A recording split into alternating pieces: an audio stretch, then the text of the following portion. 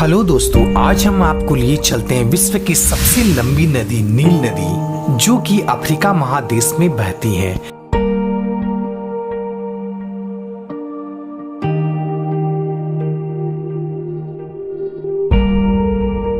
दोस्तों, यह नदी इतना लंबा है, इसका अंदाजा आप इससे लगा सकते हैं कि यह कुल 11 देशों से होकर गुजरती है। तो आइए दोस्तों, संसार की सबसे लंबी नदी नील नदी के बारे में कुछ महत्वपूर्ण जानकारी आपसे साझा करते हैं। दोस्तों, नील नदी अफ्रीका का सबसे बड़ी झील विक्टोरिया झील से शुरुआत होते हुए यह कुल 11 देशों से होकर गुजरती है, जिसमें से प्रमुख देश मिस्र, सूडान, युगांडा, इथोपिया होते हुए यह भूमध्य सागर में जाकर मिलती है। दोस्तों, अगर लंबाई की दृष्टि से देखा जाए तो इस नदी की कुल लंबाई 6650 किलोमीटर है। दोस्तों, ये तो बात हुई लंबाई की। अगर इस नदी की चौड़ाई की बात की जाए दोस्तों, इसका अधिकतम चौड़ाई 16 किलोमीटर से ज्यादा नहीं है और कहीं कहीं तो इसकी चौड़ाई ओनली 200 मीटर से भी कम हो जाती है। दोस्तों, साथ ही इस नदी की कई सहायक नदियां भी हैं, जिसमें से प्रमुख श्वेत नील एवं नीली नील है। दोस्तों, आपको जानकर हैरानी होगी, यह नदी अपने मुहाने पर 160 किलोमीटर लंबा और 240 किलोमीटर चौड़ा विशाल डेल्टा बनाती है। दोस्तों, यह नदी इतना महत्वपूर्ण है, इसका अंदाजा आप इससे लगा सकते हैं कि इतिहास में बड़े बड़े नगरों का उद्यान इसी नदी के किनारे हुआ था, जिसमें से एक महान सभ्यता है मिस्र का सभ्यता। मिस्र का सभ्यता में नील नदी का अहम योगदान। दोस्तों, मिस्र की सभ्यता विश्व की सबसे प्राचीन सभ्यताओं में से एक है। यह सभ्यता नील नदी के किनारे ही फली फूली थी। दोस्तों, इस नदी ने प्राचीन मिस्र सभ्यता को काफी प्रभावित किया है। प्राचीन मिस्र वासी पूर्ण रूप से इस नदी पे ही आश्रित थे। दोस्तों, जैसा कि आप जानते हैं, मिस्र का ज्यादातर हिस्सा रेतीले एवं बंजर भूमि है, लेकिन नील नदी के आसपास की भूमि बहुत उपजाऊ मानी जाती है, जिसके कारण है नील नदी का बाढ़।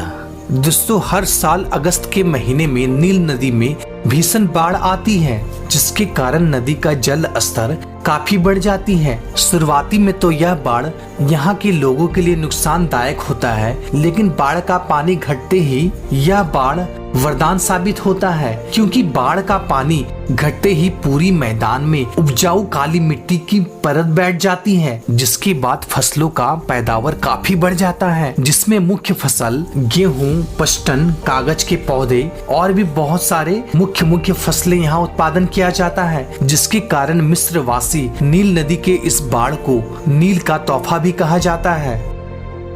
दोस्तों, मिस्र वासी का उत्थान में नील नदी का बहुत बड़ा भूमिका था, जिसमें से मुख्य रूप से यातायात, भोजन, घर बनाने के लिए उचित सामग्री एवं मुख्य रूप से कृषि पर पूर्ण रूप से इसी नदी पर ही आश्रित थे।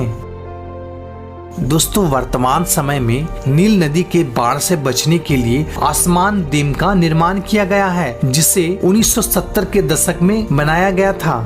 दोस्तों, यह नदी मिस्र के लोगों के लिए इतना महत्वपूर्ण था, इसका अंदाजा आप इससे लगा सकते हैं कि मिस्र के लोगों ने अपना कैलेंडर भी नील के मौसम के चक्र के हिसाब से ही बनवाया था, जिसमें मिस्र वासी अपने कैलेंडर को 3 हिस्सों में बांटा था। पहला चक्र नील नदी का बाढ़ था, दूसरा चक्र फसल लगाना और तीसरा चक्र था फसल को काटना। इसी के आधार पर प्राचीन मिस्र वासी अपने खुद का कैलेंडर का निर्माण किया था। दोस्तों, नील नदी प्राचीन मिस्र वासी को घर बनाने के लिए काफी सामग्री उपलब्ध करवाती थी। दोस्तों, जैसे कि चूना पत्थर, ईंट, बालू। दोस्तों, नील नदी का दक्षिणी भाग भूमध्य रेखा के समीप स्थित है, जहां वर्षा बहुत ही ज्यादा मात्रा में होती है, जिसके कारण से इस क्षेत्र में सावना नामक उष्णकटिबंधीय घास के मैदान पाए जाते हैं। साथ ही यहाँ पर गोंद के पेड़ भी बहुत ज्यादा मात्रा में पाया जाता है। यही कारण है कि आज सूडान विश्व का सबसे ज्यादा गोंद उत्पादक वाला देश है। दोस्तों, नील नदी अफ्रीका के लिए एक वरदान साबित हुआ है, क्योंकि मिस्र सहित अफ्रीका के कई मॉडर्न शहर आज नील नदी के किनारे ही बसे हुए हैं।